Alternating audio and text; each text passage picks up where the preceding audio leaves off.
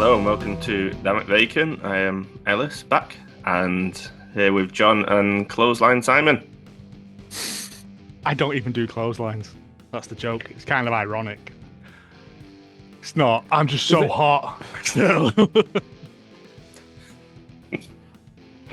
Oh man, it's not even that hot here. What were you last week when we had we obviously cancelled last week in the so it wasn't just us sat here naked. What was it like in Scotland? I can't remember what temperature was, but it was nice. Like I went to the park. It was just like nice. Oh, Right, we were like high 30s. Weather. Yeah, no, it wasn't that hot. It's like it was 32 degrees in my 20-ish, bedroom when I put the Joe! What? It's not a fucking angle. What? 30 degrees Celsius. It's not an angle. I said degrees. Yeah, well, it's implied that it's Celsius because we're British. Oh, yeah. If you wrote that in an exam, you won't be getting it though. It does my head in. Well, I'm not in an exam. I'm 45 years old. If I'm doing exams now, it's going to be a prostate exam, isn't it? Even Bernie's like, she says degrees Celsius now because she knows. And Etta's like, nah, I'm just going to say degrees still.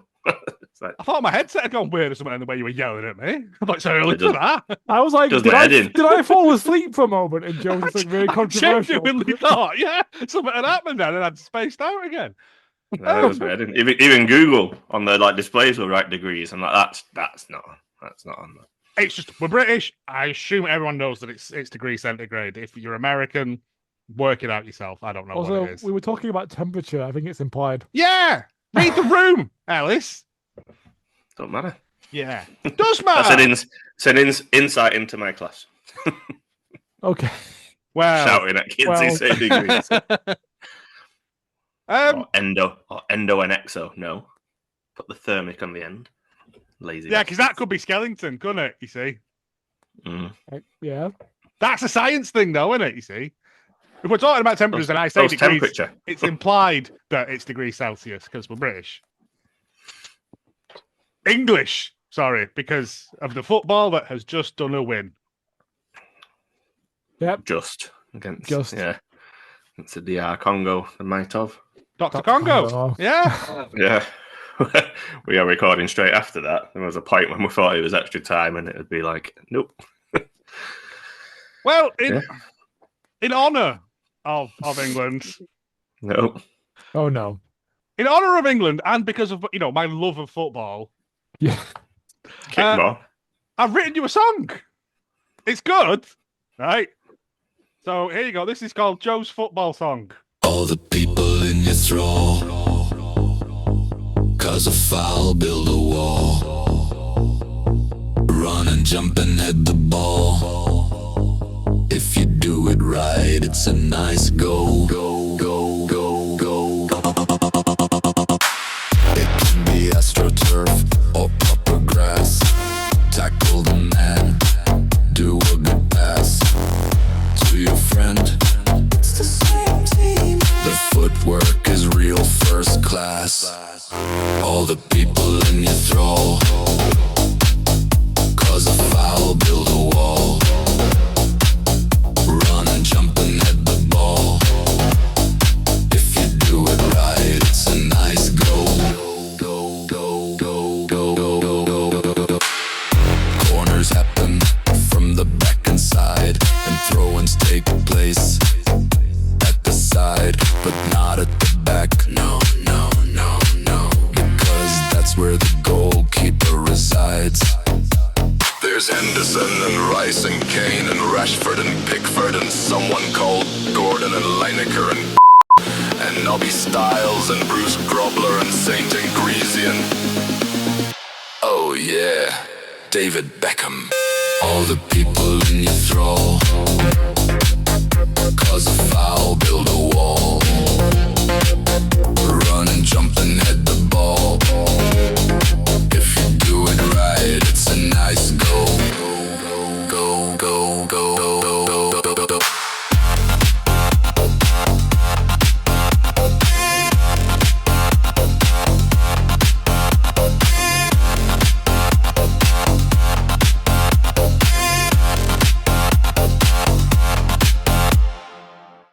That's football. Everything I know. Can we make that the new World Cup song, please? It's good. I don't think St. Greavesy are alive anymore, but I was all the football people I know, and I had to look up some of them. I love that. I thought you were just going to do like a verse and a chorus. That'd be it. But no, we had like a full song. I know like 3 things. Yeah. GarageBand's got a lot to answer for, is all I'm saying. Oh, Tremendous. that needs to be the official World Cup song for people that don't really watch football but just watch the World Cup. Yeah, it's full of informative facts. Corners take place at the back and side, whereas throw-ins just take place at the side, but not the back, because that's where the goalkeeper lives. Yeah, These are all true. these are things that I've learned. Yeah, I don't know. I don't know nothing. Have you ever listened to the We Are Scientists England song, Joe? I think you'd absolutely love it. Yes, I think I have. I think I went because there's that and the Adam and Joe. I think you played me it actually. Yeah, I think I probably put it on. Yeah, I think they're on Radio 1 or something, and they got tasked with in the interval. Yeah, you've got an hour to write a song or something. You've got an hour to write an England song. It's just like kicking the ball, kicking that's it the one. To go. Oh, I have heard that. Yeah. Yes, but it's very similar to the Adam and Joe foot kick ball goal song. Yes. Yeah, it's called Goal England. It's good. Well, I mean, football song 1 is all I had, but yeah. So that's what I've done today. Is that what you were stressing about? Saying it might not be worth the bet. Yeah, I have to put a bleep in for reasons. Anyway. So that's what I've done. That's about it, really. I'm not done much. I'm playing through Gears of War still. Oh, and I started playing something called I Am Your Enemy, which is like first-person John Wick. It's quite fun. Oh, cool. Yeah, Steam sale, innit, mate? Everything in my wish list is now on sale, so I'm like, oh, okay then.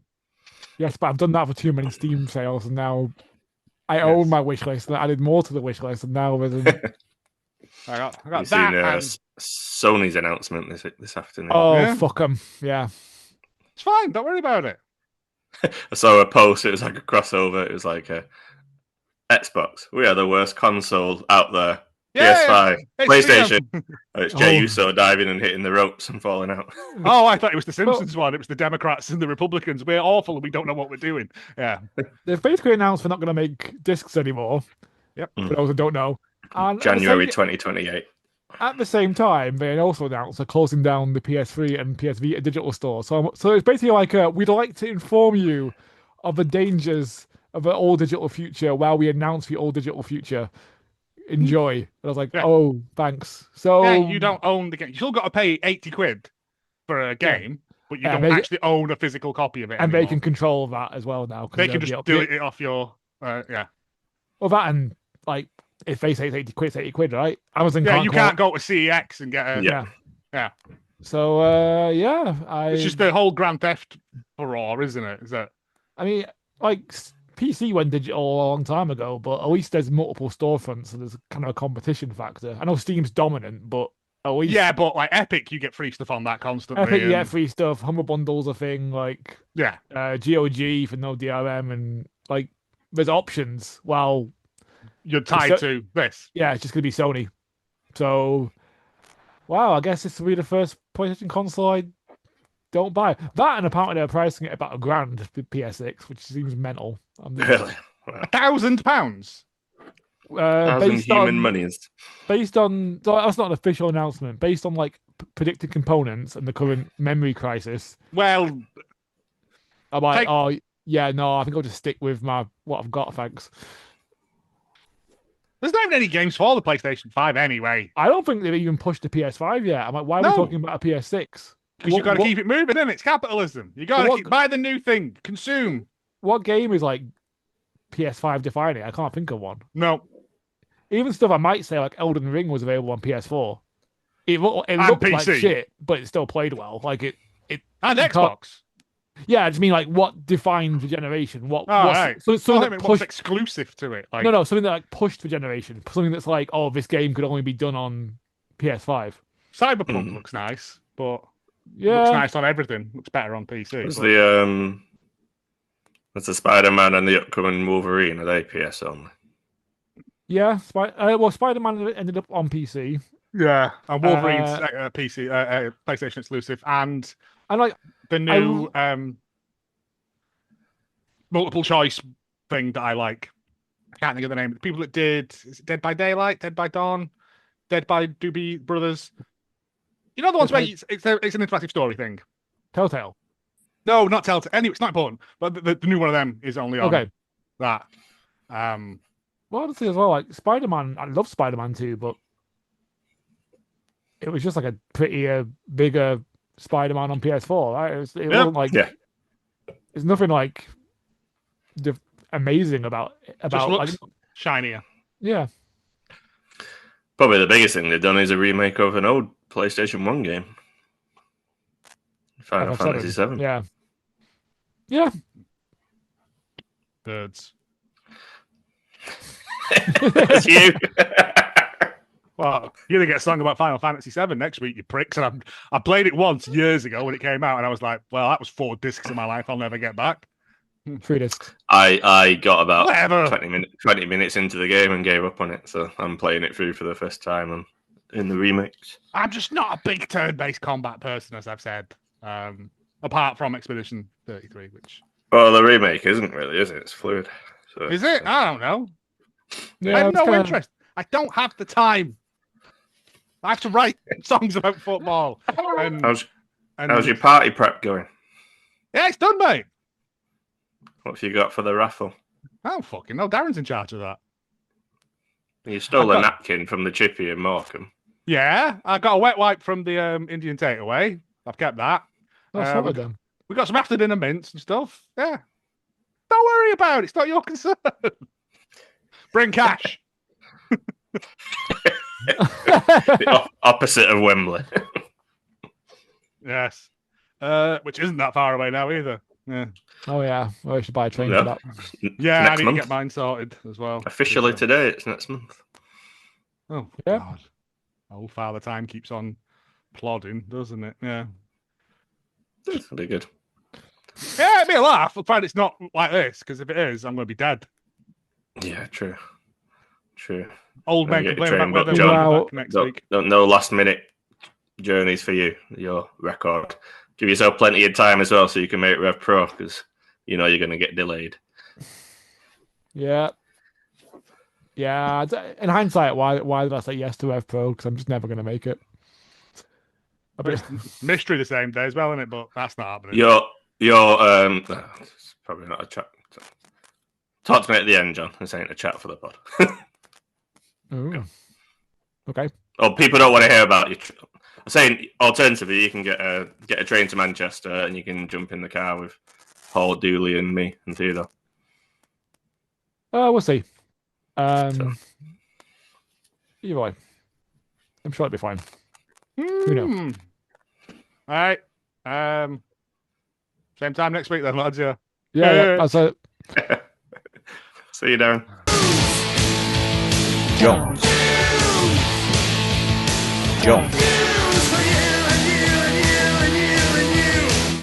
Not a ton of news this week, or I've just not been paying attention. One of the two. First thing I've got: Big Bill's leaving AEW. This was sort of heavily implied, I think, about a month ago, but it seems like it's definitely happening now. Fightful confirms deals up next week. He's given notice to AEW. He's poised to return to WWE, where he performed as Big Cass for quite a while. Apparently, Enzo Amore is going to be signed by them as well, although he wasn't officially signed to a deal as of mid-June. What's he been doing? Indies, isn't it? Yeah, I think so. WWE wanted to make sure Big Bill was free and clear so he could sign both wrestlers. You don't want a rogue Enzo. No, absolutely not. Fair play to him. Like, can't grumble. He done it right, hasn't he? Do your contract? Yeah, I enjoyed his work in AEW when he was used. He was good. Yeah, not when he was in the learning tree, but nobody enjoyed that. Was it Cardiff? The reaction in Cardiff you got that time, and they hijacked the show. Oh yeah. No, it's just that thing's going to happen more, isn't it? People going to and fro. And that's a good thing. It's good. It's a very good thing. Even Chris Van Vliet had a 2-hour interview with Paul Heyman, who never really gives long interviews. And he was, they talked about AEW and they asked Paul Heyman, does he think AEW is good and that? And he was like, yeah. He said, it's good for the wrestlers. He said, because you're now reimbursed for what they should do and it gives them more power when they're doing contract negotiations. Said so, absolutely. It's a good thing. So. Well, then Bayley. That's why the tribalism is stupid, because you're basically wanting one other company to go out of business or do shit. But actually, it's a great thing for the wrestlers. Well, as we know, monopoly is always great, right? Yeah. We were just talking about Sony having a monopoly a minute ago. It's the worst game.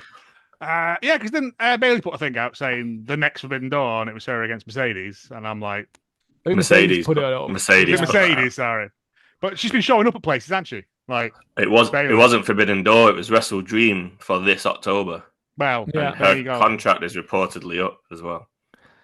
And it could just be Mercedes doing that to get Bayley's, a bit more leverage, but it could also be that we. But no, I mean, like Bayley's been showing up at all kinds of places, hasn't she? Like supporting people. She's like she's took on like AJ Lee's mantle of the mother. Yeah. Of women's wrestling in general. Fun Auntie Pam, yeah. I'm all for it, because, I mean, what's there left for her to do in WWE?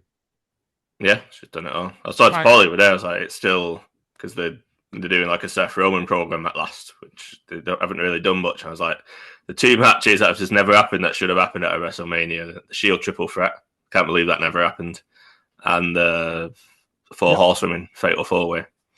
Yeah, mad that never happened. I can't believe that never happened. Well, back then it was women are not main eventers, weren't it? Back then, that was the thing. That was the thinking. Well, they were all there when Sasha and Bianca main evented. Yeah. Yeah, but yeah. I mean, I would have loved it, but it is what it is, isn't it? It is. Zilla Fatu is expected to sign with WWE. Fightful learned that if he hasn't, that's the plan. Even if he hasn't already been signed, he was at the Performance Center recently, going through processes to prepare for the signing. He is the son of the late Umaga, and there's long been speculation regarding interest in him. I've heard this for years. Apparently he's mega. So Fightful had told it. Go on. No, same.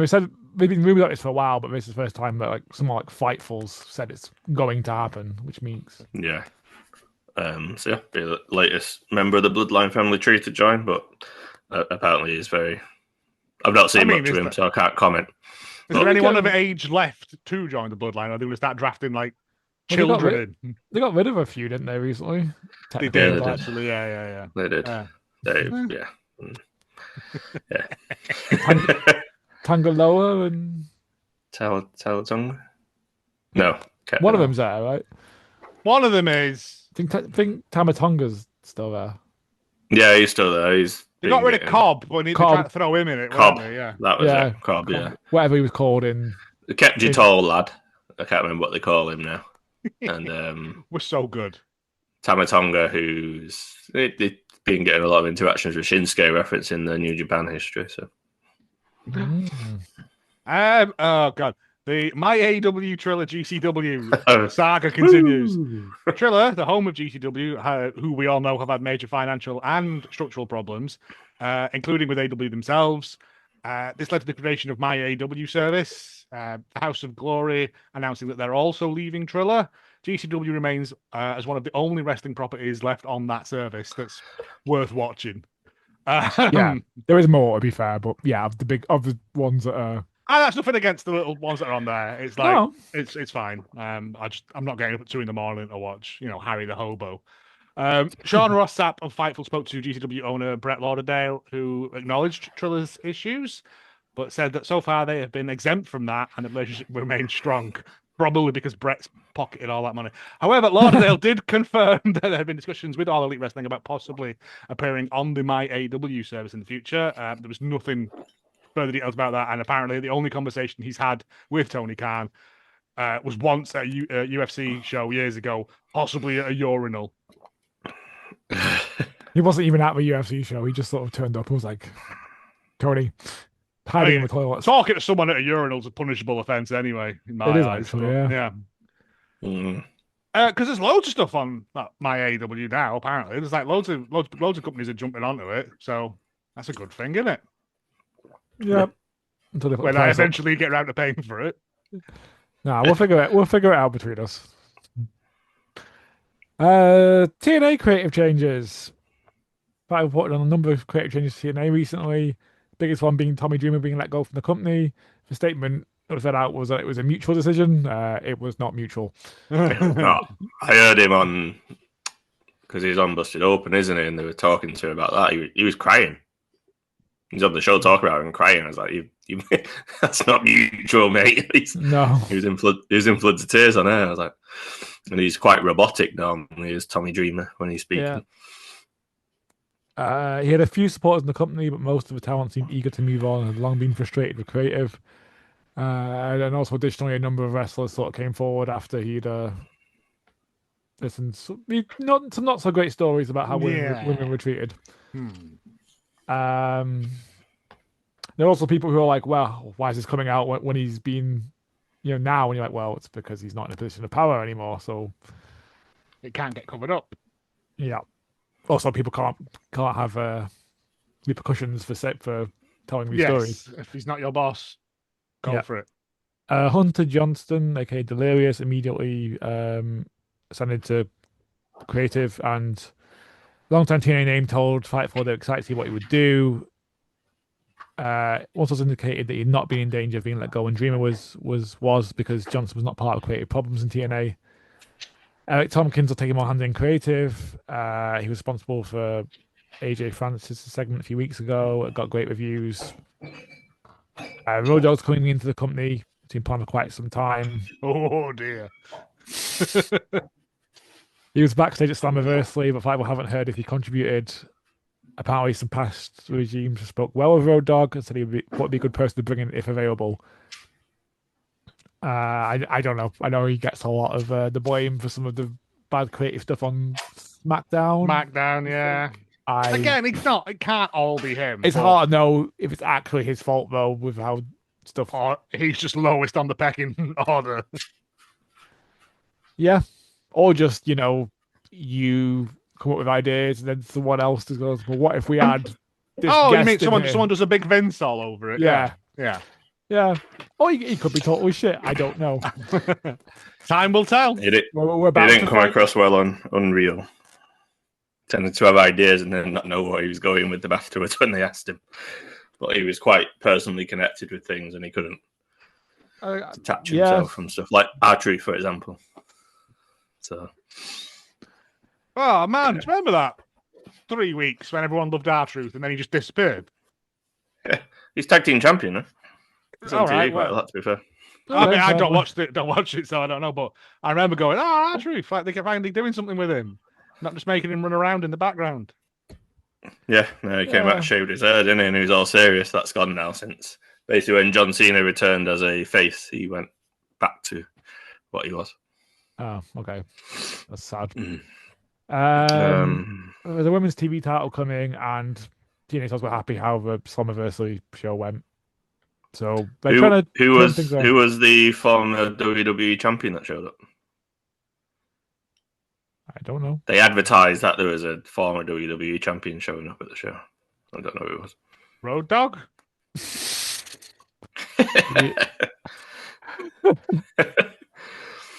Speaking of which, what's his face? Is AJ's? It wasn't at TNA. AJ Styles' son made his in-ring debut last week. It was two people who were fresh and they ended up main eventing whatever show it was. They weren't meant to main event, but it got pushed up to it because of the clamour for it. AJ Styles was there as well. He looked very good. He did a springboard phenomenal forearm off the barricade, and AJ was like, I couldn't do that. In my first match, he said I was shit. I couldn't do the stuff that he was doing. Oh, wow. That's that. Yeah. Stings lads as well. Stings lads, yeah.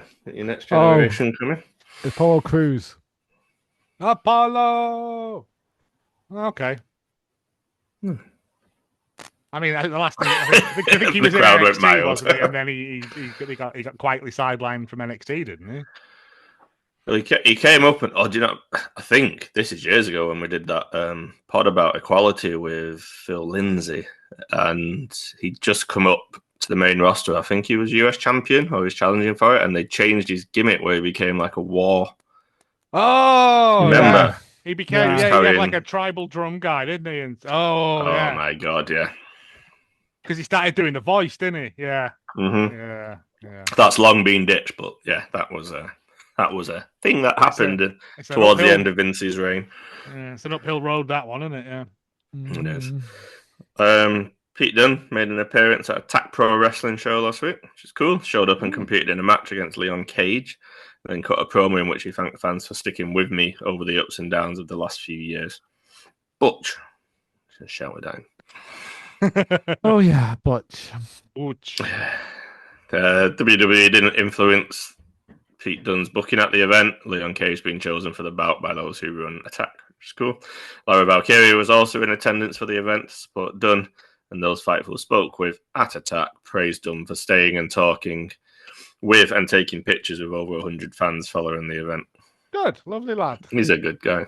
Apparently, he was the person who produced as well the Mask versus Mask match at AAA.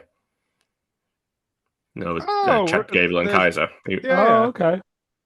Yeah, apparently he's been doing a lot of work behind the scenes on different shows of producing. Well, that was a good. Quietly gone under the radar, but that was a match he was a producer on, apparently. That was a really good match. Oh, yeah. Did watch that. Well done, Dunny. Fightful Q&A. Where is Hiromu Takahashi? Where is Hiromu? Where is Pucci? Is he expected to sign with WWE at any point? He is expected to sign with WWE if he hasn't already. AEW sources say that he isn't going there, and there isn't a lot of other places he would go to unless for some reason he decided to go to CMLL full time, which wouldn't make sense for him.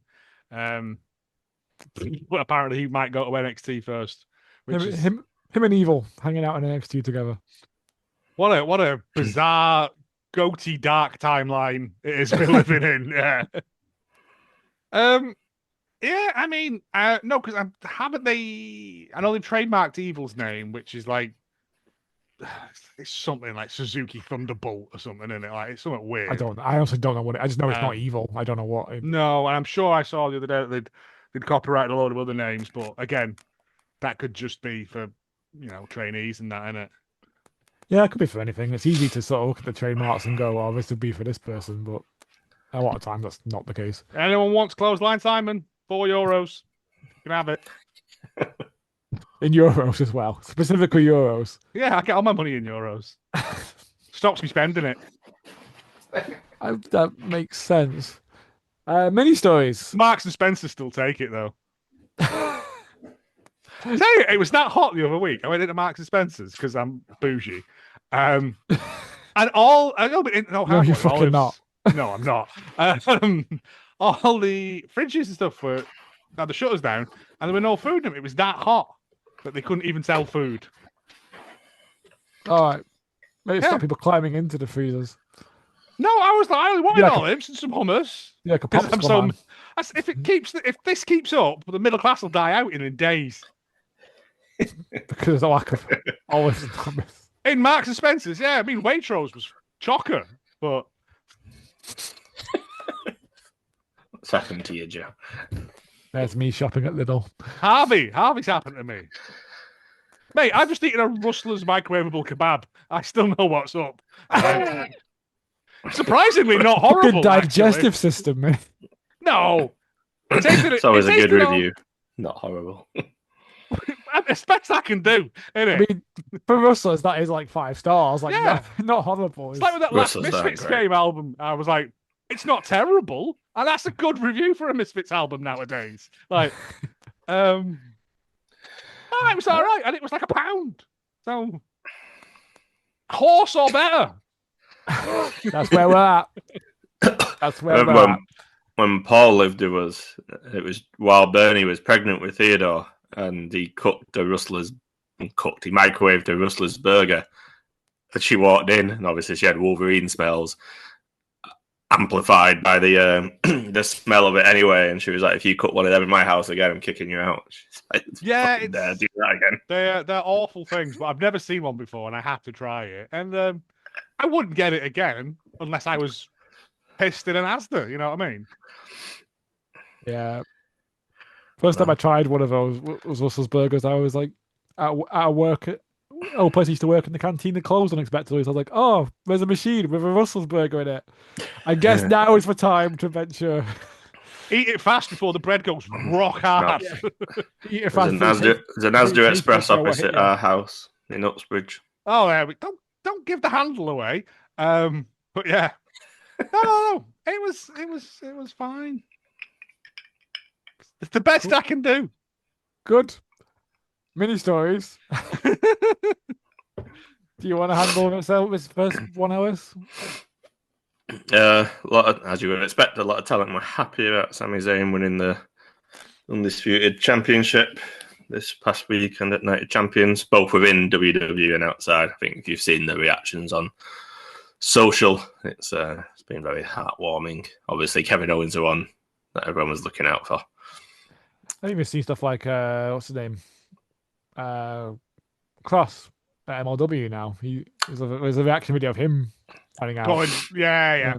Yeah, he was doing a press conference, wasn't he? And that's it.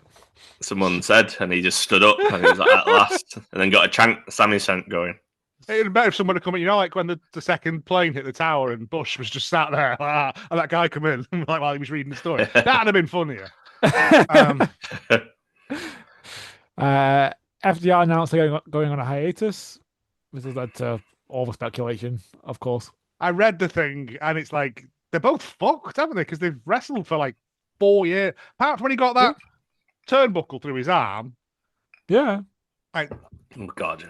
Yeah, which I thought, why is that? Anyway, they've. I'm not reading much into it other than there's been a bit of FTR fatigue from the crowd as well, so it's not a bad thing. Yeah, Cash has got to go practice at the gun range, hasn't he? So. Hey. Got to punch a hole in a wall. No, it's go away and come back like Jericho. I'll be excited again. Are we? Well, you're citing Jericho as a good example of this, are we? Jericho's the king of it, overstaying his welcome and then disappearing because Fozzy are on tour or whatever, and then coming back and I'm like, yay, Jericho's coming back and forming a new faction. He's been talking, hasn't he, about the return. Said it was like months and months in the pipeline. Didn't tell anyone other than Tony and a couple of producers. He said even at the show, he flew a private jet, stayed in his hotel for 24 hours so no one would see him. Got driven straight up to Gorilla, basically, and walked in with 30 seconds to go so no one would see it. He said his taxi driver was like, "Oh my God, it's you. I was so hoping you were going to be here." He's like, "Shush." Quiet. I mean, it's a bit over. It's not like fucking Hardy's in that, Mania, is it? But... It worked, though. Right? Oh, no, I was excited. Everyone thought it was going to be. So that was cool. I mean... Mike Santana's contract with TNA is set to expire in the next few days. He's not slated for upcoming tapings, so he was one of Tommy Dreamer's biggest mishaps, like not booking him to win the title in his hometown in front of the biggest crowd they've ever got. No, didn't he win and then immediately lose it like the next night or something? But whatever the show was in the hometown, everyone had gone. They were expecting like the crowning of him. And he lost, only to then win it a few weeks later at like another show, and then he dropped it. He dropped it on his first defense. That was Tommy Dreamer booking. Yeah, it feels like when they get obsessed with like just doing the opposite thing because they feel like But Santana's a fucking dude, isn't he? Like give him his flowers. No, sometimes you got to do the obvious thing because that's what makes sense. It's exactly like it's a story thing. Like it's not even. It's about the story. It's about that feeling, isn't it? I've done this for years, and in my hometown, the biggest crowd ever. Come on, I'll have it for a couple of weeks. We'll do a couple of defenses, and then I'll drop it to someone. Especially if you're gonna give it to him a couple of weeks later. What the fuck was the point? You just missed out on. And then drop it straight after. It's dumb. Baron Corbin's going back to WWE. He's finished up with MLW now. Okay. Don't know why, but fine. No, hasn't he been let go twice? Oh no, I said this last time. I like him. I just don't really know why do we really want him back? I guess, but if that makes sense. Fear of him going elsewhere. Just released a bunch of people. What? But yeah, but that's the thing, isn't it?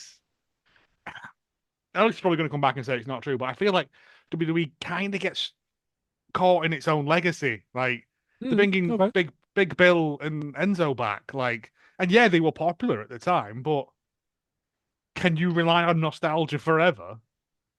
Well, no, that's when you release Peter Kay does, I know, but that's true. Yeah, they do nostalgia. But that's what I mean, and it's fine. But do you really want to see a Big Cass and Enzo run now, doing the same shit they were doing back then? Especially when you don't value the tag teams. I mean, they've just recently recrowned Street Profits have become champs, an actual tag team. But I thought, but they're not pushing one of them to go on his own. Montez, for years it's been. Yeah, no, he's really wanted to do it for years, but they never do it. They wouldn't have any tag teams. He's money.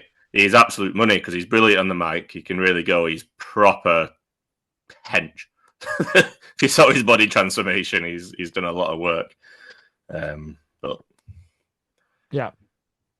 Sailor V, innit? Tony Storm was the original plan for the Owen Hart tournament winner. Then it was going to be Willow. So that went well. That so cursed monkey paw thing's paying off, isn't it? Yeah, massive changes to the women's plans of that. Willow's due to come back in July, apparently.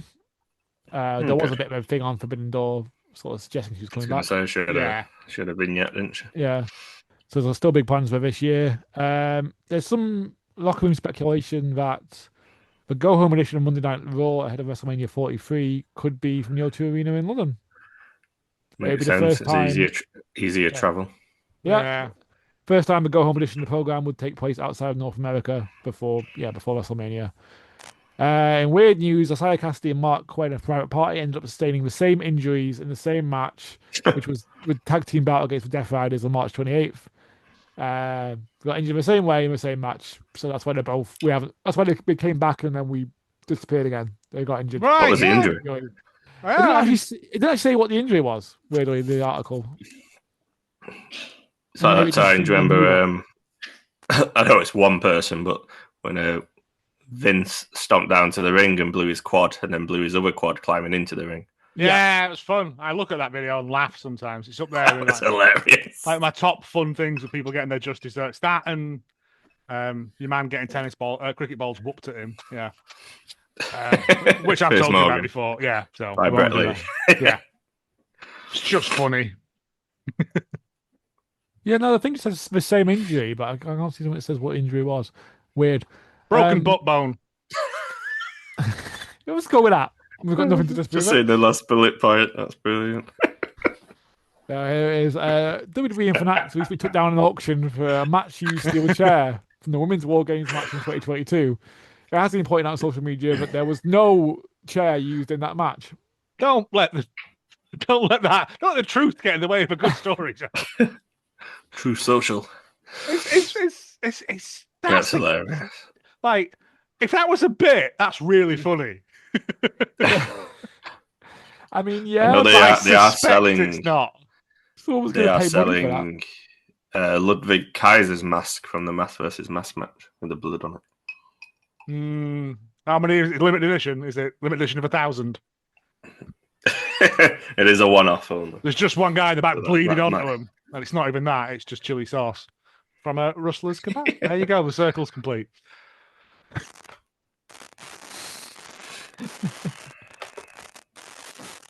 Oh, I thought there was more. Sorry. No, that's us. There wasn't phone. I'll press the phone now. It's fine. It's been a couple of bits of good news, though, hasn't there? The last couple of weeks from the indie scene. Previously interviewed Philip Michael has got married. Oh, has he? Nice. I didn't know that. Congratulations. Yes. He's married. And Liz Evo, who is very close to full-term pregnancy, also got married as well to another wrestler. I can't remember his name. Many apologies. But there was a video of them getting married that's gone out. And she's expecting their baby very, cool. very soon as well. That's nice. Lovely. Nice things. Also, to just keep furthering that point as well, what is that? This is going to be a fun edit, isn't it, lads? We also saw RPD put a picture up of him with lockdown hair. I don't think to spite us. This is after we talked about his hair like a couple of weeks ago. For a bit too long, yeah. That was just a little short hair. This is like full on. Oh, I still can't figure out who he looks. He's got curtains. Yeah, it's powerful. But yeah, that's good. And also, we're Ethan Edwards' favourite wrestling. Yeah, no one. I said that to my brother. Is that you and think you're having a fight? Then is it? Is that you and Greg Lambert having a fight next week? I've always said that's the obvious way of us to go. Is that we? Let's go. Main event on the show. I reckon we just do it Warrior style on Morecambe Beach. Right. We'll hide under. There isn't a pier at Morecambe, is there? We'll hide under summer, get weapons, right, and they drive up in a. Hey, come out to play. Like that, right? Yeah. No. Morecambe Wrestling Podcast. Yeah. I was like, are we the bad guys now? Ethan's shouting us out. We could absolutely be heels if we need to be. I don't know. I think I'm too nice. Well, there's only two of them. There's only two of them. So we to make it fair, you could be apologising to them while we hit them with chairs. No, if you just give me like 4 cans of Red Stripe beforehand, I'll fight anyone. But I'm not prepared to spend £13.33. Right. Brought it back. The Red Stripe move. There's a booth for Red Stripe now, John. What? A booth? They've opened up a new area of the Alhambra. Yeah, it's just got Red Stripe and a dog and a lady in it, and it's the best place. That dog did not like Joe. It did not. Which is weird because most dogs really love me. I think it's because I've got the same IQ as them. Like, right. Anyway, what's happening? Show reviews. I will just mention the aforementioned Sami Zayn. I think you do need to reference him winning a title in the first World Championship in ever. Yeah. Yeah.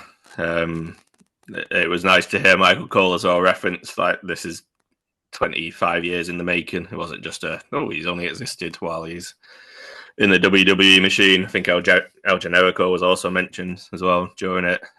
Why was he mentioned? Yeah, it was. It's a different person. Yeah. So yeah, triple threat with Gunther and Cody, and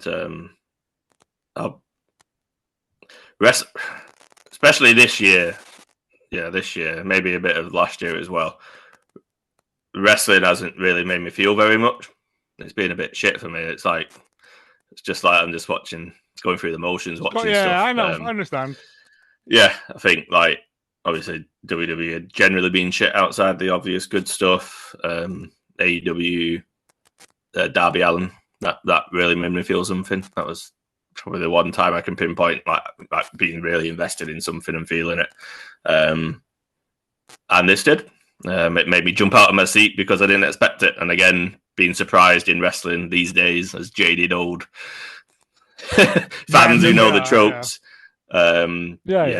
Did not expect it. The match was actually really good. There was points when you thought Gunther's won, you thought Sami's won, you thought Cody's won.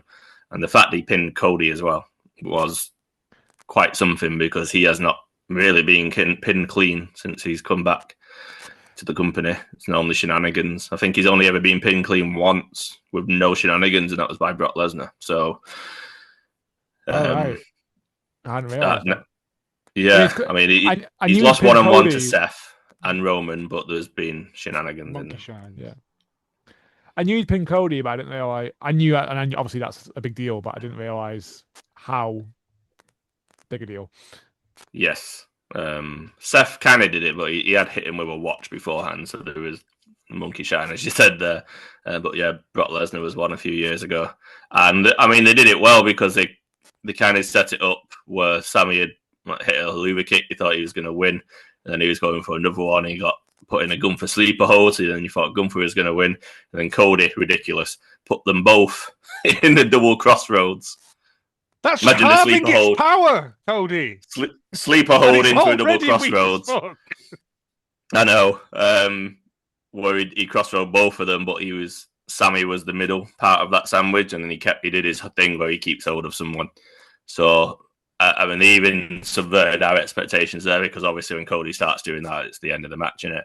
And everyone was just like, "Oh, here we go again," and then Sami reversed it into a sunset roll up, if you like, and then got the win. It was just lovely. And obviously, as shit as being in Saudi is, it actually means quite a lot to Sami. So yeah. It's just weird because he's a bad guy technically, even though he's claiming not to be a bad guy. But obviously, the crowd in Saudi are not booing Sami. I'm very interested to see how he'll be viewed afterwards, because he was getting heavily booed going into WrestleMania because he took the title of Carmelo Hayes, and everyone was like, he deserved to be at WrestleMania, Carmelo Hayes. So he started getting called Sammy Hogan. But no, it was what a weird time. It was, yeah. It was a very weird time, but it was a genuinely lovely moment. It got us off our seats. Paul had called it. I'll shout him out. He said earlier on, before the match started, he said Sammy's going to win. I was like, nah. So he is defending it against Cody next Monday night on Raw in Chicago. I am very worried that he's going to drop it straight away. But have they considered we need to stop giving away title defenses so easily? We need to get Cody to say maybe that if he doesn't win, that he'll never try for championship again. Yeah, and then we can start the process all over again. Yes, I've got a load of scales out the back I need rid of. Yeah, it was just nice. KO was tweeting. KO was tweeting that he's missed a lot of things with his injury, but this is the one that's kind of hurt the most. Yeah. And there was a lot of KO references leading into it, to be honest. Like Cody had made a KO reference the night before saying, at least Kevin would have stabbed me in my front, and he's actually been a WWE champion, unlike you.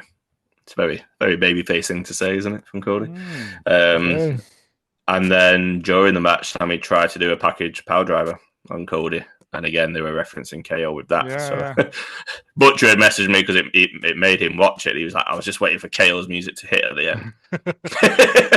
Just come out and powerbomb him on an apron. Yeah. For old time's sake. For old time's sake. Not because he's angry, because it's just how they celebrate. You know how this goes, Sami. You win something, you gotta eat the toughest part of the ring. Yeah, but it was lovely. If you've seen the video of him like basically crying over the title at the top of the ramp, and he even said, he's like, it looks good, doesn't it? It fits. It's 10 years in the making. Too long. I haven't watched it yet, but I'm going to. Yeah, genuine shock, and wrestling hasn't done that for me for quite a while, and it's not made me feel things outside of the Darby Allin win for quite a while. So it was nice. So that's why I just wanted to reference that. So. Cool. I'm just going to point out as well. Did anybody watch any of Mystery Wrestling's longest rumble ever? I saw bits and pieces, but unfortunately, I'm no longer working at home and can't have it on in the background when I'm doing things. I kind of was, so I did. Great fun. Absolutely just wild phone calls from people. Adam Cole phoned in to do commentary. Wasn't even watching the match. Was just talking about that's exactly the kind of bullshit games for 29 minutes. Because Uno won't pay for Zoom Plus, so all the calls were 29 minutes long. But also, it was just there was like I can't even remember. I was going to keep a listen, but it was just a dressing up box out the back, and people kept El Janitor was one of my favorites. And also Cecil Nix's Septagon, which was Pentagon, but with an extra 2 sides. Nice. It was... I forgot to say Mystery Wrestling's coming to Scotland, isn't it? It is. If you, is it? The day before. Thursday. Because they're recording Dynamite and that on the Wednesday. And I think it's on the Thursday. Seems to be some random ass building in Glasgow, but all right. Yeah, I think you got to go to at least one mystery show, John, just so you say you've done it. Because I really want to. I might see if I can do this. It's just, and also the fact that AEW's there at the same time means there might be some surprise show ups in it. Yeah, that's true. Nah. Hey. that's Also, very RJ tempting. City on commentary on Mystery chatting shit about Moxley, about his sandwich choices. And I'm like, man's got a death wish. Like, if you haven't, the whole thing, the whole 25 hours and change or whatever is all up on YouTube. You watch it in bits, whatever, because it's a long time to sit down, and a lot of it is just nonsense, like absolute nonsense. I fell asleep when I went to bed. I've not gone back and watched the bits, but I've seen clips of them. Like there's a fight over a squirt bottle. Like it's just Stu Grayson did 5 hours without a break at the start until he was eliminated. So he now has the records for most eliminations in a match and Iron Man in a Rumble match as well. Yeah. He also came out dressed as a bear at the end. Because they have the bear, don't they? Yeah. But if you haven't seen it, I won't spoil it for you. Did the Invisible Man or Invisible Stan appear at any point? The Invisible Man showed up and his tag partner, the Visible Man. Who's just a dude in high vis. Like high vis everything. It was good. It raised, I think it was something like 30,000 for the Canadian Cancer Society. It was for a great thing. It was for great fun. You could tell that everyone wanted to go home by the end of it. I imagine so, yeah. But no, people were sleeping out the back. Like they were getting food delivered. It's a whole Uno. I don't think Uno slept. I don't think he did last time either. And was delirious by the end of it. But it's a good thing. I think I chucked him 15 Canadian dollars or whatever from us because it's nice, isn't it? Yeah. I got 15 quid's worth of entertainment out of it. Oh, clearly. Yeah, I got more than that, mate. It's all on YouTube for free. Go and watch it because it's fucking brilliant. Just start it at a random time because there'll be something fucking weird going on. That's what I like to hear. Then no, then I'm going to say I haven't seen it all because it was a long show. Well, probably should have been in the news. Well, Tony's announced they've got one more pay-per-view. The new one. What's it called? Retribution? What? Yeah, the one where people think Kofi and that will show up at. That's this month before All In. But Tony's announced that he's going to start it an hour earlier. That just means it's going to go an hour longer. Yeah, that's it. Fans have been going mad at that. Finally, he's listening, and then a lot of the comments are like, "I'll absolutely die if he makes it go an hour longer." Is it like fans have trouble getting home at the end of the shows because they go on so long? Yeah, I know. So we said that. We had to we out Manchester, didn't we? And that was just a Dynamite. That was Dynamite, yeah. Which has got an actual timing on it. But he's starting it an hour earlier, so it'll be a midnight one for us. But yeah, this was Forbidden Door. Have you got anything to say about the pre-shows? I've not seen anything. Haven't seen it. Driller Maloney killing Daniel Garcia. Nice. Just happy to see Driller. Right. Yeah, no, I will watch it. I just haven't had time. It's been one of those weeks. Sky Blue lost to Micah. And that was about it, wasn't it? Apparently Divine Dominion. Women's tag as well. The women's tag was very fun as well. And I was genuinely thinking that Olympia was going to do a betray. Because why not? Well, they both look like massive Greek goddesses. She's called Olympus. It would make a lot of sense, yeah. It kind of that's where I was going with it, but no, she didn't. That was a lot of fun. Again, I've kind of come over to the side of Megan Bain now. Yeah, you've said it a few times. No, I know. It's just one of those things. It's like I'm not too proud to admit when I'm wrong. For sure. I got this wrong as well. The three-way tag that opened it. You got it wrong. I generally had Mystico and Mascara Dorada to win it. I thought the Bucks don't need the win here. Yeah, I thought that too. It's not for a belt or anything, is it? It's just, yeah, it wasn't for anything, really, was it?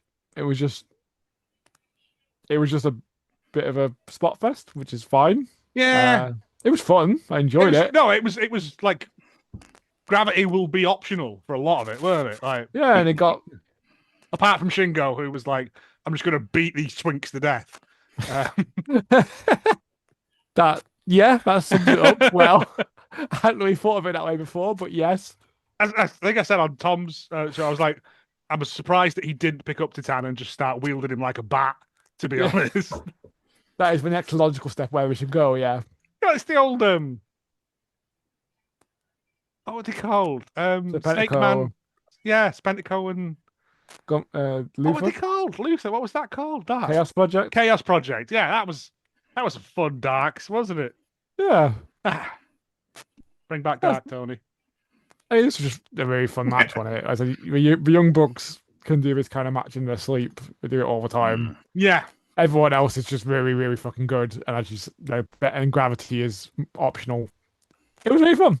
Yeah, it wasn't for anything, and didn't have any real storyline, anything. But yeah, fun. I enjoyed it. Good opener. I was just genuinely like, go on, give it one of other lads. You don't need this. You can eat a pin, especially not when there's no belt on the line. Yeah.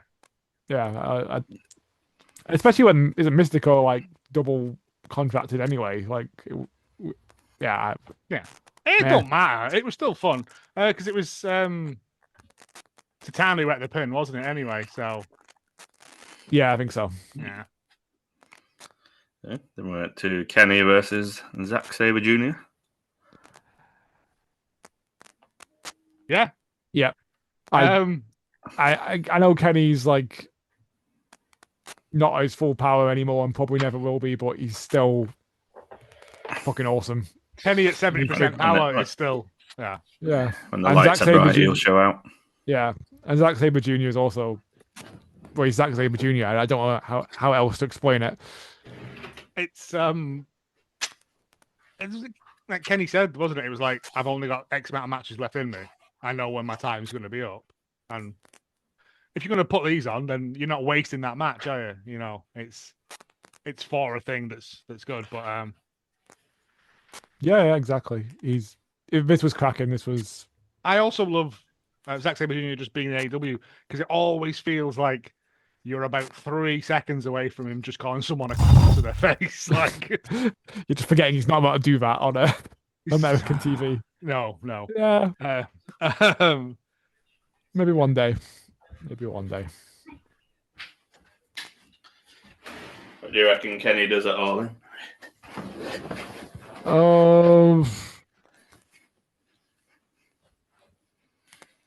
Well, it's the I don't know, because what is there left for Kenny to do? If there was more time, my thing would be we somehow get him a title, and then it's Ospreay versus Omega final time for the title at All In, and that's how you crown Ospreay. But I don't think there's time to do that in a satisfying way. No, not because it's going to be. They've got a pay-per-view. They could. Would that and that would actually. I've never even thought of that as a possibility, but after the last two, not including Forbidden Door, after the last two pay-per-views, they've kicked off or had a Dynamite that's had a segment with Kenny and Will in the trainer's room, haven't they? Exactly. That's what I'm going off. It would make a lot of sense. It's either got to be MJF or Moxley's then, hasn't it? To be honest, I think I'd love my MJF, but I think I prefer that because we've already had MJF versus Ospreay at All In. Yep. At the last one that we went to. I just don't know. Yeah, go on. Yeah, it was the one when the whole story is about will Ospreay use the Tiger Driver. The Tiger Driver, and it was for the what was the title when it was renamed the US title, but it's not the US title, the Intercontinental. No, the AEW Continental Championship. Whichever one it is. Yeah, whatever. But when MJF had turned it into the United States Championship, basically, that they had a match for that, so we have seen that as well. That was the definition of cheap heat as well. It's like, he came up with the full American flag, didn't he? He did. His face on the stars. It's good. Yeah, no, I want to make it clear. I'm not criticizing. It was brilliant. It was. Yeah.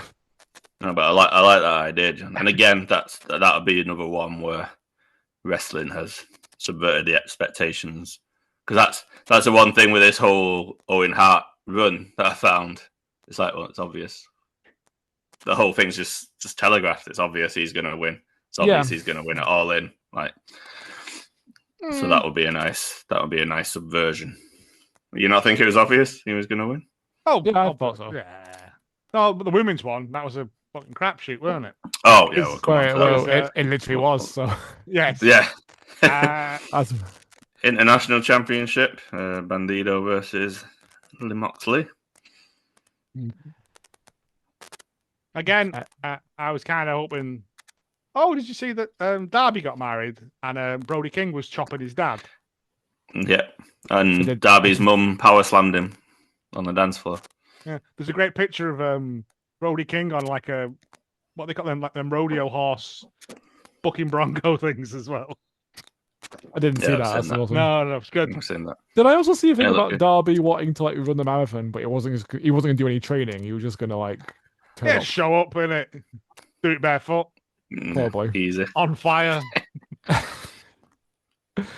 That sounds about right. Saw someone say like MJF working triple hard to make sure no photos of him get leaked from the wedding. Keep kayfabe alive. Mox against Bandit again. Like for me, from what I've seen so far, there was not a bad match on here. Like everything I've seen up to, I think I've got like 4 more to go. I think, but yeah, it's all been cracking. And the problem with AEW things is you're basically like, oh, AEW pay-per-views is that you're like, my steak is too tasty. My lobster's too buttery. Yeah. I've got nothing bad to compare. But no, because there's normally like a couple of duffins in there you can go and have a slash, isn't there, or whatever. But with this, it was like, nope, on to the next one. Yep. But again, it's just that thing of where do we go with Mox? Where do we go? Yeah, continue with him being a fucking menace. And well, no, because the whole play out of this is Ospreay being his undoing. Surely, I imagine so. It's just when, isn't it? Is he going to come for that belt? Am I going to get Ospreay against Mox? Ospreay go for that belt? Well, I don't know. Someone is going to be world champion. Yeah, I mean he is. That's very much going to happen at Wembley. Maybe he gets the belt and then that kind of outshines Mox because he's world champion, right? That's the theory I've been working on. But okay, yeah, I'm the daddy now. Yeah.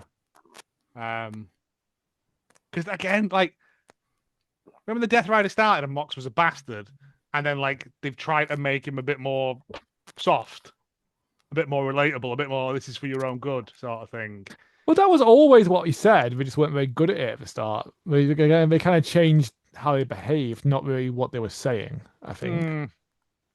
Maybe I'm remembering wrong, but... also the bit on Dynamite last week where they all just did a big circle and span round. That made me laugh. We've done that a few times now. I've never noticed it before. Yeah, but Ospreay fell over. Yeah, Ospreay fell over. That was the best. I just love it. It's a really good go team moment. But you're supposed to be the Death Riders, not the Yeah, but it's the Winchester Monsters troop. They'll do that and then attempt to cave someone's head in with like a spade like 10 minutes later. So you got to have the whimsy before the murder. Yeah. Yeah. Just because we kill people doesn't mean we can't have fun. I had a talk with Tom on Tom's wrestling podcast, which is on Fridays on YouTube at 10 our time, I think. Main event, and he's gone on basically Shota, like they've tried to get him over, yeah, and it just hasn't happened in New Japan. And like he's great. I've not watched it for a while, but yeah, that's been from what I have seen. I was like, yeah, they've lost basically all their top talent, haven't they? Yeah, pretty much the vast majority. Yeah. But they've not done anything to present him as something new. They just went, look, it's your top guy now. And it's like, well, who is he? Where's his giant trophies he comes out with? You know, all the stuff. Like, his presentation stuff's great and everything. And I was like, okay, put him against Pac, because Pac will make him look like a fucking choir boy, won't he? And he did. Yeah. Still can't get over the singlet. But yeah. there's an argument to say that New Japan haven't very really come out very well with the AEW partnership, and they just keep getting little brubbered. When he won this, I think he defended this. Yeah, I see that argument, but they haven't got. I mean, in terms of they put on the shows and a lot of talent's gone. I'm going to piss off over there now. Stop dropping me on my neck. Give me a proper 3-year contract instead of one written on the back of a Benson and Edges pack every January the 1st. Like, I need stability. Like, I don't know how long I can do this for. On one hand, I totally agree. On the other, I think there's a general idea that if they weren't going to AEW, they'd go to WWE. And at least they can be used in AEW if they're in AEW. But yeah, it's not shit evil. I would have loved Evil in AEW. He would have gone down. It would have been the great time. Tony wouldn't have. Tony doesn't like shenanigans, does he? House of Torture. No, put him with the Dark Order, right? And then we've got Evil and Evil Uno. Yes, make this happen. You see. And then just other stuff. I haven't thought any further than that. That was as far as I got. He's turning up actually trying to do like actually evil stuff, and they're just like, oh no, we're just like we just putting clink film over the toilet seat pranks. Yeah. Oh, if only missed opportunity. What we're talking about now? Yeah, I missed a couple of matches. The stream I was watching had the same part for part 2. Which was actually you should watch it legally then, shouldn't you? So part 2 and part 3 both started with the AEW's Women's World Championship, which was a Starlight Kid versus Thekla, who has been a menace to the owner of Stardom. Who sat in the front row for some reason. She showed up and nearly shaved his noggin, and she was like, "I'll go and watch this." Yeah, that's what I want. There's also a picture of her I saw the other day at a shooting range holding like a massive assault rifle. And I thought, I can see why people get into that kind of women and guns thing. But only if they're absolute psychopaths holding a gun, which probably says more about me than anything else. Yeah. One of my favourite technical quotes was, it was a while back now, but someone's called her out for getting fired from Japan, and she goes, I didn't get fired from Japan. Well, no, I did get fired from Japan, and it just always made me laugh. She did that on a promo in the crowd, didn't she? Been through on a Dynamite, yeah. I was talking to Paul the other day, and I said, no, you need to go and watch the 2 finals from the Owen Hart tournament. And I told him, I said, you need to go and watch them because they're unbelievable matches. And he's like, oh, obviously we got Mercedes now challenging it all in. I was like, I said, Paul, you're going to love Thekla. I said, she is right up your street. She is just a no-nonsense badass. It's just absolutely incredible. Psychopathic tendencies, yeah. And I still don't like the upside-down crawling thing. But no.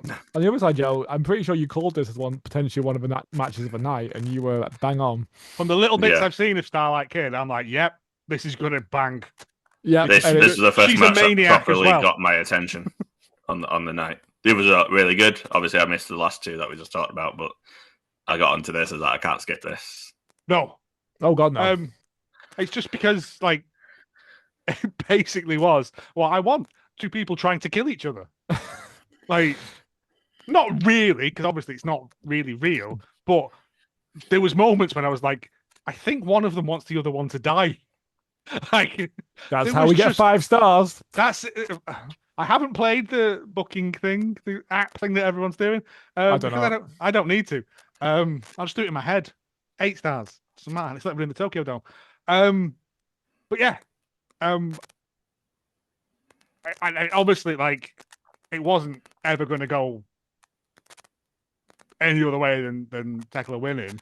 No, but still cracking match despite that. But then also absolute bastardry. He took a mask. And we do love taking a mask. Some things cannot be forgiven though. I'm like, I'm with you with all the manic stuff. Taking people's masks is not on. Sorry. That's where you draw the line. I do. Go and sit in the corner. Yeah. The assault rifle you're fine with, but Oh yeah, I know. I mean, I quite like that. okay. But yeah, it's good because then hopefully like we get this run back at some point, or like Tekla goes over to Stardom and just starts killing people over there. Like, Yes, I don't know. Can you do that? Wasn't there? There used to be a bit like where wrestling crimes you could get actually probably arrested for. Like, there's a lot of vehicular assaults, isn't there, and stuff. Like, frankly, the whole wrestling thing is probably what you can be arrested for. Yeah. well, no, because you need to have a license, don't you? Ask Ethan, right? Right. You do. Right. Yeah. So that covers you like in the. Does that make it illegal to hit someone with a barbed wire baseball bat? I think it you does. both have to sign a thing I don't think saying that overrides I'm okay local with this. laws. I think If you Waiver. both agree, yeah, a waiver. Thank you. See, I got my solicitor here. I don't think that would override that. If you're both okay with it, it's fine. Isn't it? It's consensual. I've seen videos on the I think internet there's limits to of worse things. I think it's important we stop this conversation. I've got a really weird Wikipedia article I'll send you later. I am both intrigued and disturbed by your ideas. Don't. The French. But not that one. No. It's fine. It's just a fun thing. Okay. It's just. Anyway, but yeah, no. If you, I would say I haven't seen all the matches on this card yet, but if you go and watch any of them, up to where I've seen this one, Yes. That was great. Not to do the thing of like it was just as good as men could do. It was better than what the men had done so far. It genuinely made me go. Like I said, we're only getting out of this when one of them stops breathing. Yeah. Sums it up nicely. Yeah, that's great match. Honestly, Tekla won, so we'll get back onto that later on. The AEW World Tag Championships, Cope and Cage versus the Dogs. I'll be honest, I skipped a lot of this, but the ending was what we were here for. How was the rest of it? I enjoyed it. I don't remember much about it, if I'm honest. It was fine. I think fun. A big fan of the Dogs because I'm just like two blokes, isn't it? They were dogs. Yeah, no, but like Juice Robinson's the mad dog, isn't he? Like you can't just be the Dogs. You need to have like something before it, like the Angry Dogs or War Dogs, two maybe. Stupid Beavers. Well, possibly the War Dogs. No, they're great wrestlers and everything, but it's kind of like that FTR thing for me. It just does nothing for me. No shade on them. It was a good match and everything. I need my wrestlers to be more than just two blokes. As I said on Tom's thing, one of you be a wizard or summer, Headbutt the mic there because you made me off so hard. But no, it was a fun match. I mean, Colt and Cage they're not losing that yet. No, because they're coming out in London, aren't they, as champs? Because that's just going to be off the Richter scale, isn't it? I would assume so. Yeah. But the thing everyone was waiting for, weren't it? Yep. It's been teased for every single pay-per-view for the last from the one he was injured at. Yeah. Jay White's back, baby. The knife pervert himself. Yes. One Tony Khan leader murdering another one. Tony said he's only just being cleared as well. Oh, so obviously there's been rumours for a long time, hasn't it? Not helped by him with his tweets, but said he's actually only just being cleared. Actively encouraged by him in his tweets. Yeah. Isn't that like 3 of the 5 Bullet Club leaders in AEW now? Something like that. It's Kenny, Jay White, Finley. Yeah, and they were responsible for Jay White being kicked out, weren't they? Partly responsible. I'll have to defer.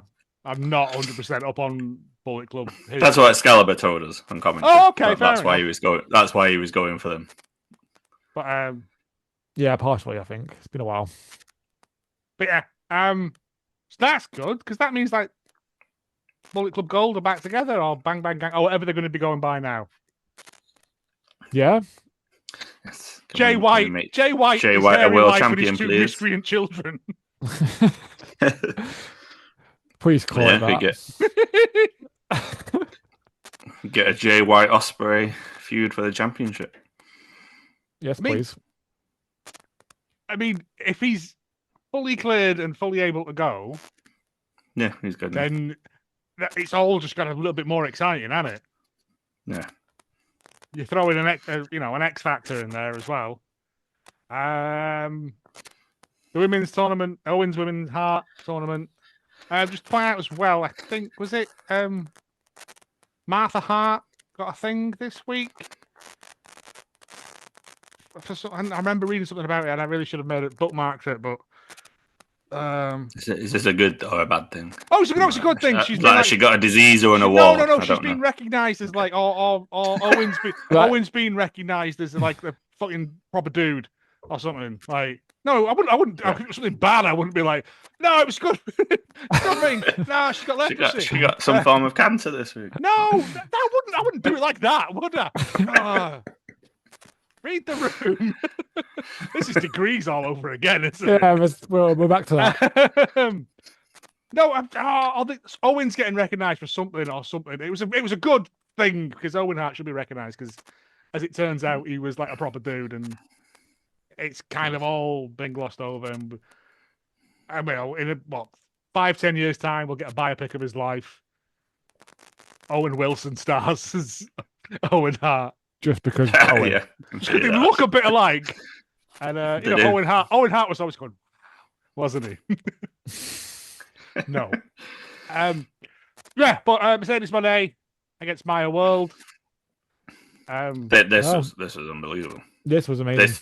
I said Thekla and Starlight Kid kind of made me stop and go, I need to watch this. Yeah, I was on the edge of my seat on this one, and I said to Paul, I said, you need to go watch this. I said, I've never really watched Maya World. I said, she's unbelievable for her age. She's only been wrestling for 4 years. There's a video of her out going to a Sasha Banks signing, saying this is a woman who's made me get into wrestling. And they made me think she was about to beat her with her own move. I was to say a few times I was like, they're not, are they? They put a lot of clout into her. Because she's a last-minute fill-in, she's fucking killed it. She's had some really horrible stuff happen quite recently and came out and done matches and fucking smashed it. Right? And she's, 8 years old? She's a tiny child. Right? 23, apparently. 23. It may as well be a fetus, as far as I'm concerned. In wrestling terms. In wrestling terms, it's wild. And it wasn't even like Mercedes was carrying her through this. It was like, I genuinely was like, I think she's going to win, and I'm going to shit my pants. Yep. That's because all through the Owen Hart thing, anytime she had a match, I'd be like, oh, this girl's good. Like, really good. Yeah, I don't even really seen it in tag team bits with Hyan, was it? Well, the thing is, all of this technically has come from Tegan Knox not taking a pin, hasn't it, that time? Yeah. Yeah. That's the butterfly effect. The butterfly effect of this, yeah. Yeah. And it's led to this, a match against, I'm going to, not to speak for her, but her idol. Yeah. And took her to the fucking limit. One of the best that's beautiful.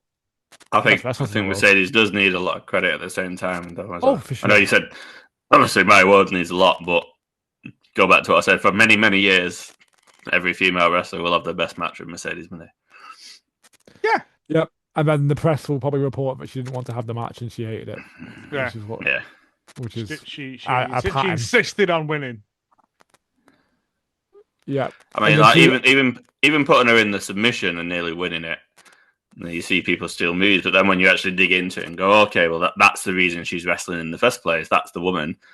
Of course, you'd want to emulate her moves. Like even that little detail. Yeah. And she even did the thing when I thought she's going to get to the ropes and then do the backflip push back off into it. But then Mercedes being the wily old veteran going, I know she's going to do that, which is then going to give me the chance to reverse that into it was just it myself. Unbelievable. It was just great. It must be like, that bit in Ocarina of Time where you've got to fight yourself? Yeah. It was kind of had moments like that where it's like, it knows all my moves. I'm powerless. Yeah. But I just, Yeah, again, nothing against not getting anything away from Monet in this. Like, it takes two people to put on a great match. But for someone who's been doing it for so long, or someone who's been doing it for such a relatively short period of time, to have that locked in so well is fantastic. And I still prefer the Tekla match personally, just because that looked like absolute murder. Yeah, I like those matches. But this was like a great wrestling match as opposed to a great fight. That's brilliant. That's a good way of putting it. People forget how young Mercedes is still. She's only 11 years older than Maya. She's 34. Wow. All right, I've lived to dusty bones full of green dust. All right. You'll all be laughing when I get them stem cells in the post. If you ordered stem cells for the post, I really wouldn't use them. It's probably just frog spawn, isn't it? I know, brilliant. This is another reminder for me why Mercedes is my favorite women's wrestler. And again, I'm one of my favorite wrestlers of all time. When she first came in, I was like, yeah, when she wants to, and since she's lost all those belts, it genuinely feels now like, all right, I've got to actually go and do it now. Yeah, that's brilliant. One of my favorite pods we've done is when we had Jenna on, who'd been to the WrestleMania. Yeah. She's like the absolute super fan of Sasha at the time, but she was at that Mania against Bianca, and just listening to her talk about her, and I was just like, yeah, I love that one. Yeah, it's great stuff.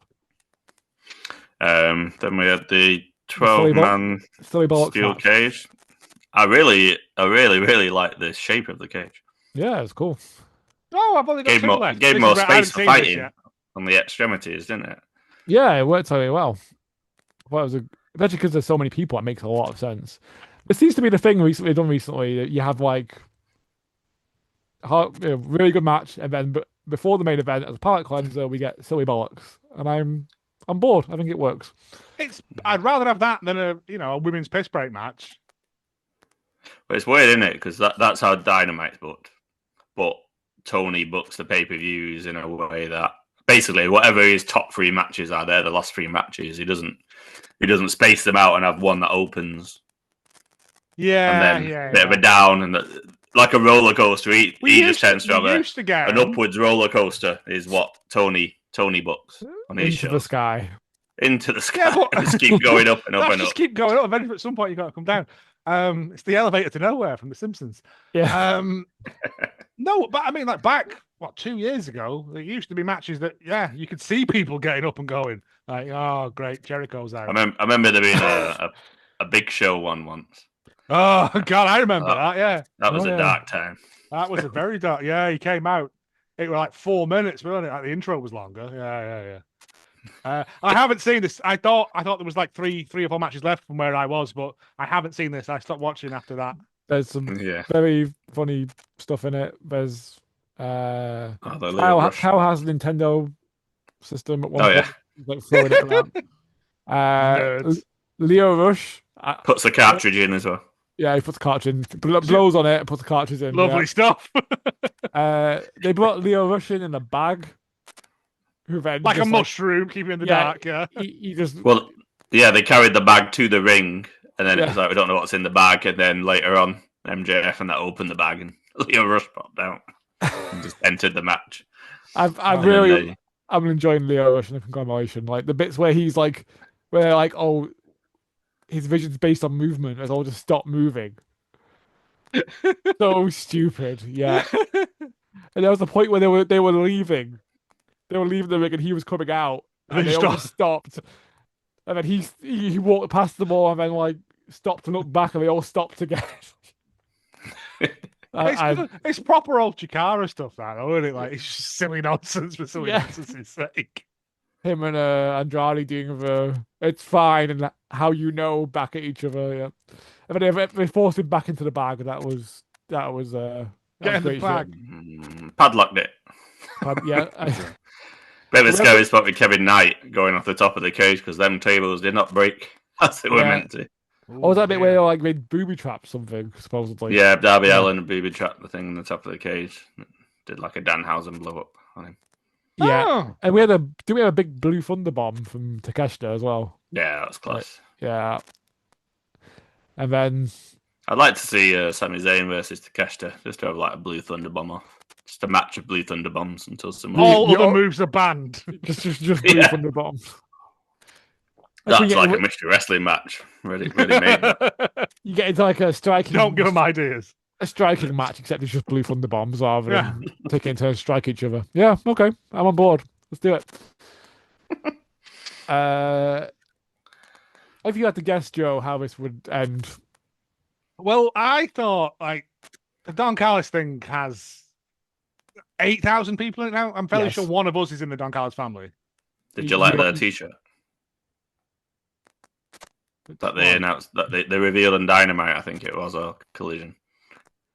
You'd have to remind me. I tend to whip through that. It was like Don Callis and MJF like looking super buff, like an AA. Oh, is it another one of that lady who does the paintings of them all looking like jacked? Like... Yeah, but on a T-shirt, but with MJF on it as well, and the rest of the team are like, "The fuck is this?"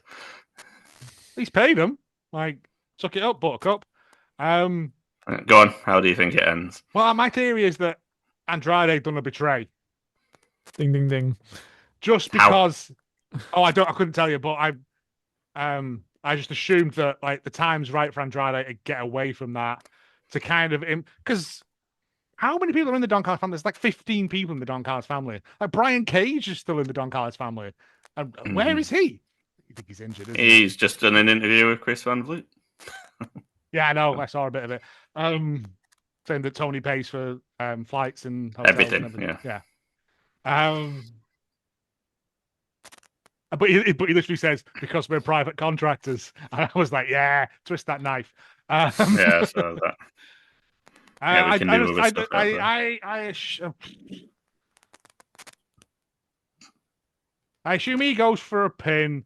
MJF comes in to steal the pin for the victory, and then he just twats him. No, they have a little to do earlier on in the match, don't they? Well, you got to set it up, haven't you? Yeah. The whole team has to get in, and then eventually. Oh, was it everyone at once? It wasn't like War Gamesy. Everyone at once. Everyone at once. Yeah. And everyone at once. That'd be why there was a big mad cage then. Yes. Real rush. Why would you bring a cage down with just what? Check what's in it. No. It's giggling. The bag's giggling, sir. I'm not bringing it. Yeah, they came down with that on their entrance. Yeah, but anyway. But yeah, no, it's a MJF ordered Andrade to hold on to Matt Briscoe, so MJF could deliver a move to him. And as MJF went to deliver the move, Andrade did when he does the spinning back elbow fake out. Yeah. So he dropped Briscoe and then hit MJF with that. When he hits that right, it looks devastating. I thought that was a great use of it because the fake out thing would work out in that sense. Yeah. Because it was a shock to MJF that he was doing it. And then he ripped off, I love wrestling for this kind of shit. He ripped off his Don Callis MJF t-shirt to reveal an actual like dress shirt underneath which was a fuck Don, fuck MJF t-shirt with hand painted letters on. See, where was this Andrade 3 years ago? And was it Matt Davis came in? I think it was. Oh, Davis was there. Was it Matt Davis? Am I wrong? Someone came in to berate Andrade and say, "What are you doing?" And he hit him and then turned around to Briscoe and was like, "Finish it." And then he pinned MJF, which means he is now facing him tonight on Dynamite. Briscoe against MJF. Yep. Yes, because if he won the match, he got a title shot. Yeah, you got a title shot. That was the whole thing. And then he was like, "I'm not waiting around. Let's go tonight and on Dynamite." And then someone commented to MJF, "At least you've got warning this time." I mean, they had that thumbtack match, didn't they? Like, not so long. Yeah, but it was a whole Darby thing, and him not having warning that Darby was going to face him on the Dynamite straight after. Well, like, isn't his knee still goosed? Yeah. Yeah, shenanigans. It's also set up there an Andrade MJF thing coming out of this as well. Yeah, I think it's going to be on the title. that could be the match at the next pay-per-view. As fun as the Omega idea sounds, that's probably going to be the match at the next pay-per-view. I mean, what if Briscoe wins it tonight? A man can dream. Just hot potato title round for a while. Be fun. Yeah. Not every title run has to be 6 years long. So. I wasn't being sarcastic.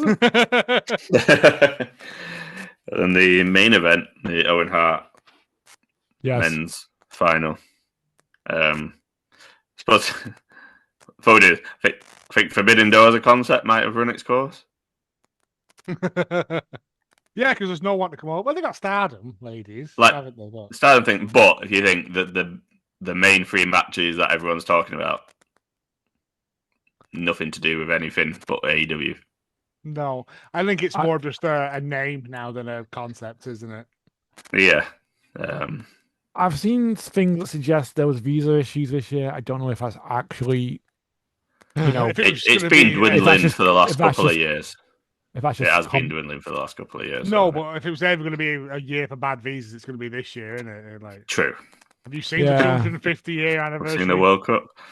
Special as thing? We discussed before, we've got issue of New Japan not having that many people that are big. I don't really know Stardom that well. But no, I want to. But that's more of a time issue. Yeah. And CMLL. That's another reason why I think it's probably a dying concept because there's less. Just keep it in name only. Feasible talent. Just have like 2 banger matches on it with talent in it. Like, but saying I'd rather just have it where you have crossovers because I think if they're not careful, especially with the talent lack of depth in New Japan, especially, it's going to become like like the old Survivor Series, Raw versus SmackDown, and we're just doing shit for the sake of it. Oh, we just or doing call-ups after Mania for the sake of it. Yeah. Just have people still come over, but do it at random times, and then it's a genuine surprise. It's not like, oh, it's Forbidden Door season, so we're going to have some people show up now for no reason. Yeah. Have it as genuine surprises. Just keep it as a name. Like, they're going to keep it as a name because they've got all the T-shirts and that lockup, haven't they? Bermondsey. Yeah. But the main event, which again, nothing to do with Forbidden Door, was Swerve Strickland versus Will Ospreay in the Owen final men's match. I imagine this was a bit good, wasn't it, lads? Spanish Fly, 5 stars. There you go. That's John's Mystery Wrestling match. Only Spanish Fly. If you want to watch a scary Spanish Fly, John, search Chad Gable versus JD McDonough from this week. That was scary. That was scary. But also very, very good because of the way JD protects the neck of Chad while he does it. But watching it, I was like, fuck, he's dead. See, that's the joy of it. Yes, the story going in was obviously that Will can't be Swerve. Ooh! You found it? Yeah, I'm assuming so. Yeah, watching that one live, I was like, fuck, he's dead. But when you watch the replay, you see how much he cuts the neck of Chad. Yep. So he doesn't actually take the face frontal force that... Basically, imagine a Spanish Fly, but you land high on your neck, Joe. Yeah, no, I don't want to imagine that, thank you.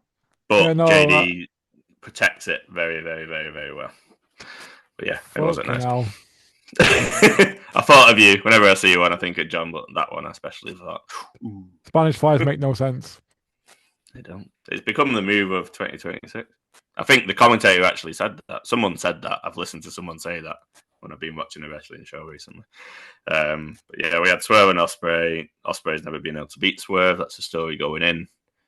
And I think Joe mentioned earlier on during the Thekla match, you like watching people just try and beat the shit out of each other. Well, you'll enjoy this match, Joe. I assumed I would, yes. Yes, yes. Duly noted. I don't know how to start. Like, what? It was great. It was bloody. It was violent. It was everything.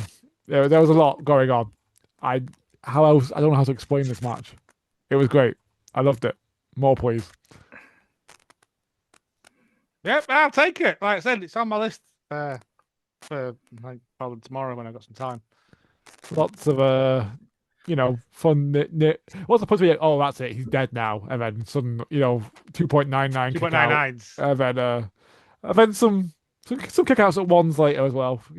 Good for extra. Because I'm so angry. Yeah.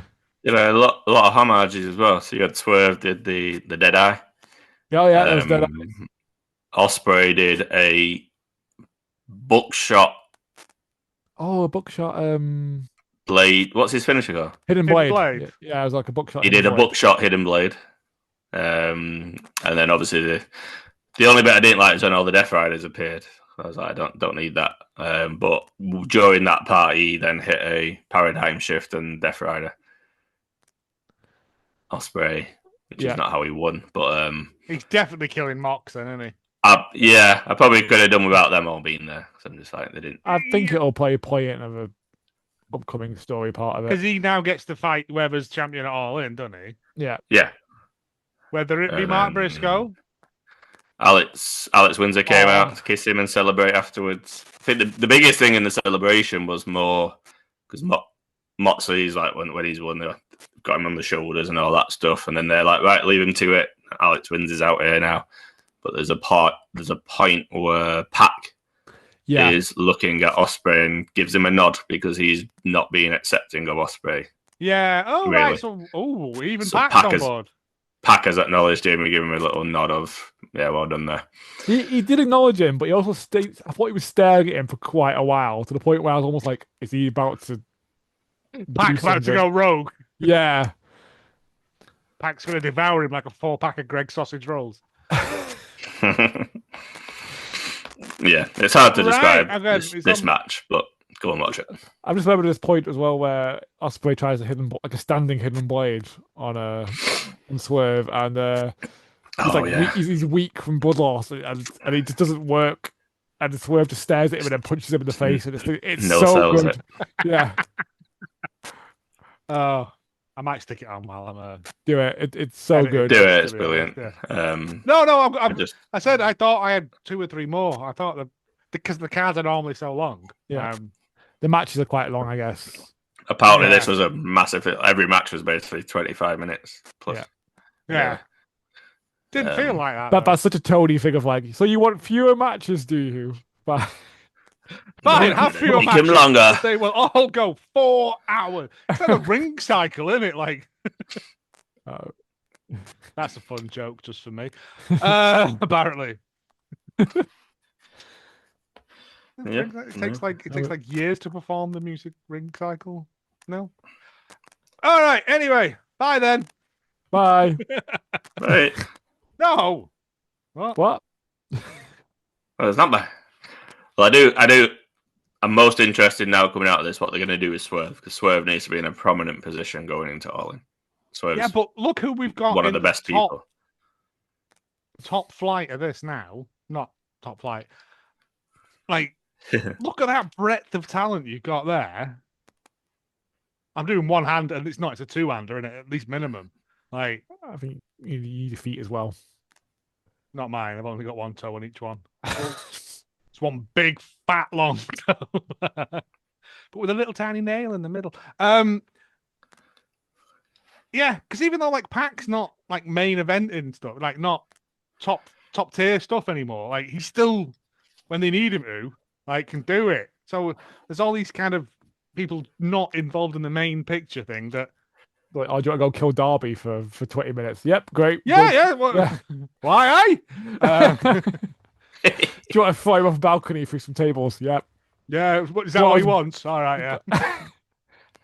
Get him to sign this bit of paper because my wrestling license is expired. No,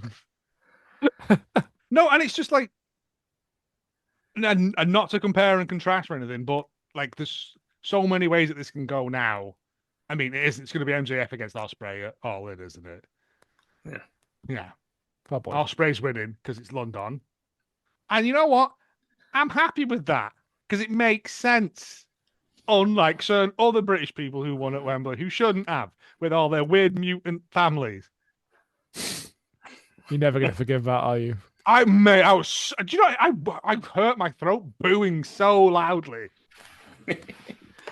Your level of hate was like amazing. I could have powered a small Dutch town with the level of my hatred. Wow, I'm gonna go to a bathroom and I'm gonna get some beers. And you were like, no, I'm gonna stay specifically to yell. Let the hate flow through me. Yeah. If I had a parachute, I'd have dived down at that point.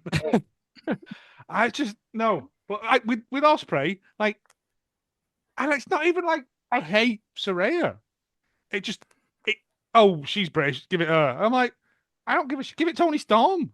Like, apparently she didn't even want it to happen like that. Who? Saraya. Yeah, all right. Did her family pay for tickets? No, of course they bloody didn't.